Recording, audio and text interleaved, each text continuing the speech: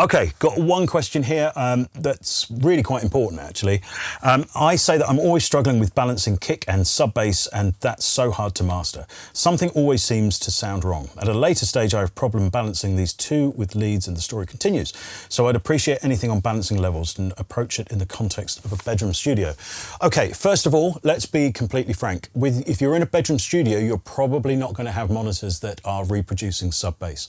So go to your manufacturer's website of your speaker and find out the lowest point of frequency that it can reproduce. I guarantee you it's probably 45 hertz or maybe even higher. Now that means that at 45 hertz there is already a 3 dB drop, and because of the physicality of speaker design, the drop that happens after that is incredibly powerful. So basically what's probably happening is your speakers are not reproducing the actual sub bass frequencies, and what you think may be sub bass may actually be the harmonic above it. So it may be double that frequency that you're actually listening to, thinking that's the sub. So anything to do with sub bass, the first thing I would always say is get yourself a very good pair of headphones, and with that you really do get what you pay for. It amazes me how much people spend on plugins and yet they don't spend on decent monitoring. And monitoring is how you listen to music. You can only deal with the information that's coming into your head. So if you're not having those bass frequencies being reproduced properly on your system, how on earth are you supposed to process them properly? So great pair of headphones first, best quality that you can buy, save your plug-in money for a little bit and then save up for a really good pair. The moment you put them on, you will suddenly notice that you probably can hear an entire octave underneath. Now, you can't work on headphones for a long period of time, and this brings me to another very important point, because I've struggled with bass end for years. My brain naturally goes to the upper mids where the harmonies are, because that's pretty much where I find sometimes the most enjoyment of music. I've had to train myself to get into the bass. The other thing is as well is that most people spend an awful lot of time in front of the monitors without hitting stop. And your brain will, all of your senses work in terms of contrast. And what I mean by that is if you walk into a very quiet room, you can hear a pin drop on the other side of it. And that is because your brain very quickly acclimatizes to the lack of noise. And then that tiny pin drop is enough. Oh, there's something happening over there. That's why at night, even small creaks that you probably don't even notice in your flat or house during the daytime can really freak you out. You think there's something moving about. It's because everything is quiet at that time. Now, if you blast your ears for an hour with really full-on music, there's no way that your brain is going to be able to make really careful decisions about where things should be balanced. And balance is the key to all of this. There is an ideal balance for every single track that works pretty much across the entire population, and it's your job just to find it. But if you are blasting your ears, then you're not going to find it. So what you've got to do is learn to hit stop. And my view is to get out. I always try to get out at least 4 or 5 times a day from the studio and walk about. I find the kind of white noise of the city and all of the noises that you're going to hear out there totally resets my ears. And I first noticed it in the Freemasons days when we were struggling to get things together. And I would often go, oh, I'm going to take a break, go out, come back in. I go, man, it sounds brilliant.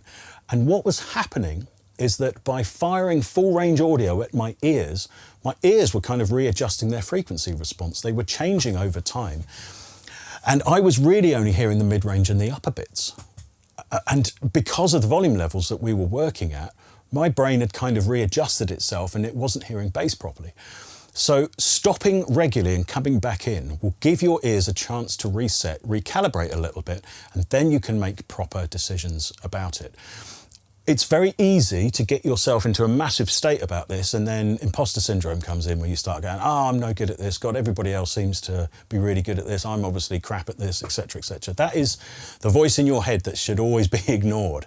It should be noted, but just every time that creeps in, just go, no, it's not. Nobody's here. Green Velvet isn't in the corner. Go, that's a crap bass drum, is it? Nobody is with you. You are in your own creative environment, and you are working hard to try and create something. Every single producer in the world struggles with bass end. There's not a single one who doesn't. And even some of the best mastering engineers and mixing engineers that I know, they quite regularly say, oh, I wouldn't want to make a track. The actual bass end struggles are a nightmare. At least I get it when it's all been finished.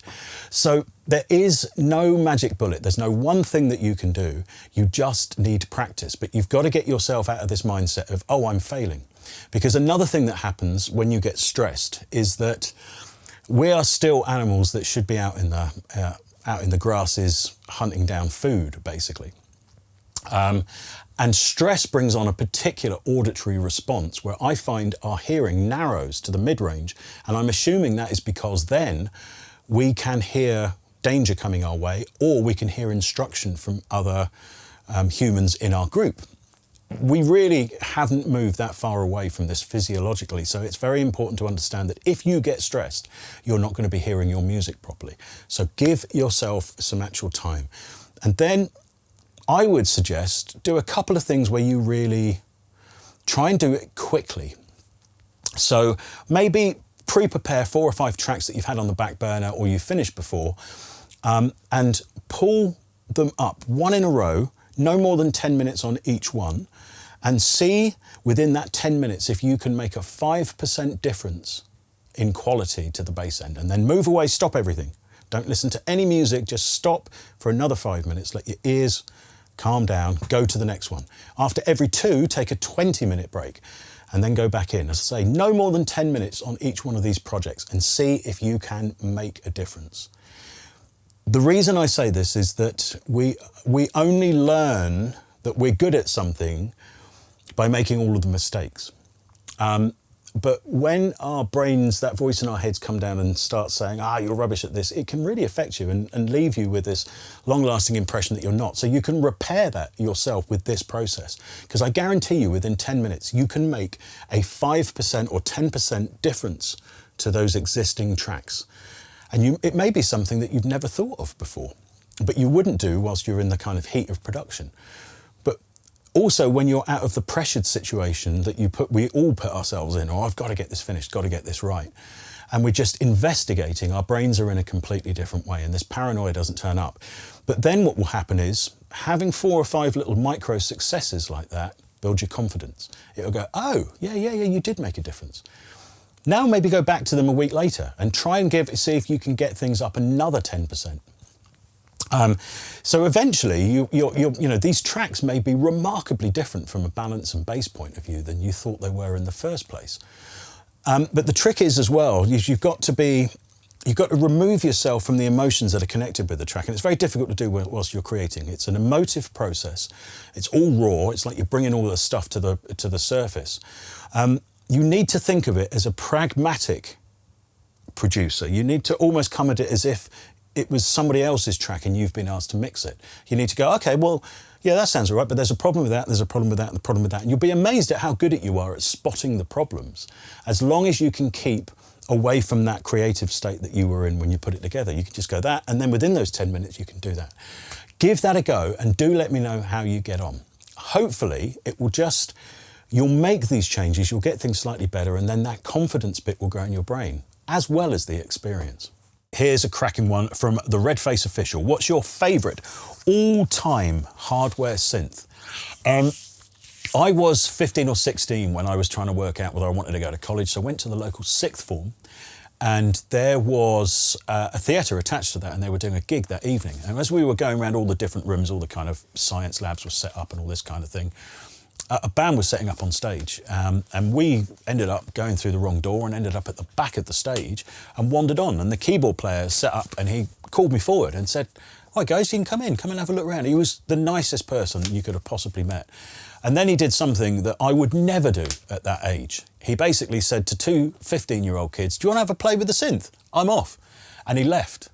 And this changed my life forever, because I couldn't believe it. It was the kind of thing that I was used to seeing on Top of the Pops, and there I was, me and my mate, with a pair of headphones between us, pressing buttons and playing with stuff and things like that. And we basically, I think it culminated us in making helicopter noises and moving this thing, and the helicopter speed would change. That synth was a Jupiter 8. And I can't believe how lucky I was to come across one at that age. And that's it, I was gone. I knew at that point what I wanted to do. It was a mixture between technology and music. I couldn't play a damn thing at that age, but I frigging loved that machine, and it will always be the most important thing that I've ever come across. Okay, here's a question from Dan the Man. Can you take us through the process of how you made the remix for Kelly Rowland? From the drums to the bass and the synths, etc. Equipment used, basically anything you can remember. This Kelly Rowland remix is personally one of my absolute favourites, but it was a real risk when we did it because we realised we couldn't run the vocal at full speed. So we always had this idea of a club section at the beginning, diving down in tempo, then we could run the whole vocal and the whole song, and then back out. What that culminated in is the radio edit just being the middle section, and it worked like an absolute treat. One really important thing had happened at the time is that I'd bought a little TL Audio valve desk. In terms of technicality, it wasn't the most amazing piece of technology, but it really, really had a warmth, and it really sang on this particular remix. I still remember someone phoning me up when it had just hit the radio going, I'm in my Range Rover and your 808 has just made everything rattle in. I've just heard Kelly Rowland on the radio and it's made everything rattle in my Range Rover. I was so pleased because he was just like, it sounds amazing. And this is the thing, sometimes you just hit everything right. Drums, I really can't remember too much about it other than the fact that we knew we were kind of out of house and into this kind of more pop R&B feel, hence the reason we went to the soca rhythm on the pre-chorus. There's another brass Apple loop floating around at the time. So there were a couple of lucky finds within Apple loop libraries that we had for that record. And then it goes into the chorus and my particular favourite bit, the middle eight. Now, one thing to really bear in mind is that at the time, Russell and I were at the luxury of being able to spend 3 or 4 weeks on a remix. Now, this was about 3 weeks from start to finish. But what really pushed us forward is as the radio edit was starting to come together and it was really starting to sound tasty on this valve desk as well, we had an Ibiza, I'm pretty sure it was an Ibiza flight coming up and we had to get out by the end of the week. And having that deadline really pushed us forward. It was one of the first mixes as well. The computer was starting to struggle at certain bits. This is way before the power that we have now.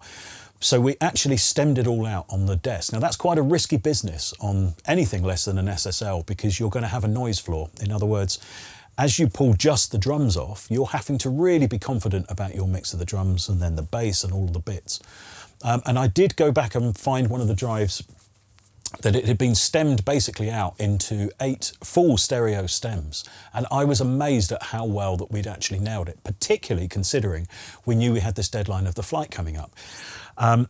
When I think back to how we were putting stuff together, some of it's almost laughable that we were just in a spare room in Russell's and if you saw the monitoring system you have, you'd kind of laugh. But by this point, we'd nailed how we were working in that environment. But it was, yeah, there was a degree of Heath Robinson-ness. But the thing that I really want to bring home to you here is having that deadline, having that thing where it had to be finished, and it had to be finished at a very professional level, really pushed us forward on this mix. The middle eight was one of my favourite parts of that, and it actually took an entire day. The strings that you hear and all the rest of it at that point all came from sound libraries, mainly VSL.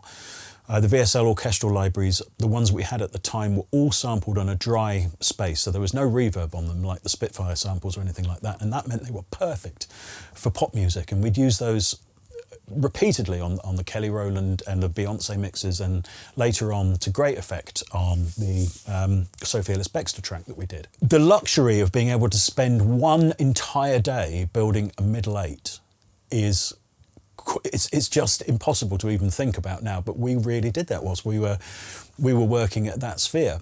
But that really brought about all these different areas of contrast. And one thing I've always wanted to do within everything that we've made is have sections where different things happen. So you get this kind of different emotion. And that's one of the things that I think has kept that Kelly Rowland track going. It's quite tough at the front, it's all quite one-notey, and then it gets very musical, almost disco chords in the chorus, but then the middle eight just goes, it's just in harmonic heaven. And that always makes me giggle every time that I do it, because I know for a fact that she didn't like it when she first heard it. And then I think as it went to #1 across multiple countries in Europe and #2 over here, I think she tended to like it a little bit more.